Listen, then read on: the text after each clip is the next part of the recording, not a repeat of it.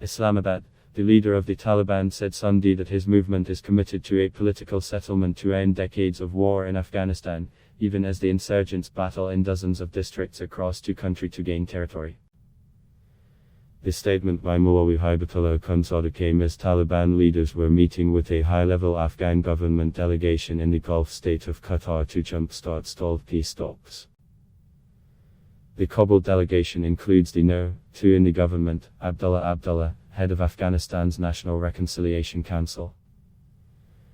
The talks resumed Saturday, ahead of the 4-day Muslim holiday of Eid al-Adha, which in many parts of the world is expected to start Tuesday.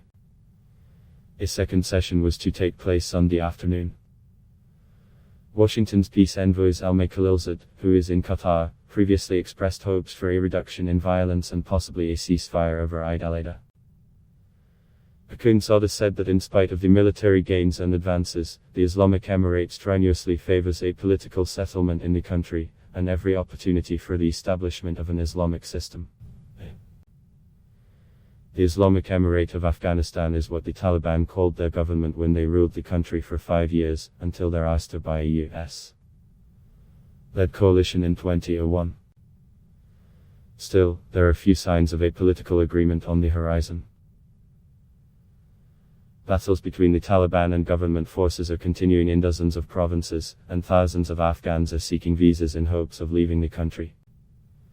Most are frightened that the final withdrawal of US and NATO troops after nearly 20 years will plunge their war-ravaged nation into deeper chaos. With the US withdrawal more than 95% complete, Afghanistan's future seems mired in uncertainty. Militias with a brutal history have been resurrected to fight the Taliban, but their loyalties are to their commanders, many of them US-allied warlords with ethnic-based support. This has raised the specter of deepening divisions between Afghanistan's many ethnic groups. Most Taliban are ethnic Pashtuns, and in the past there have been brutal reprisal killings by one ethnic group against another.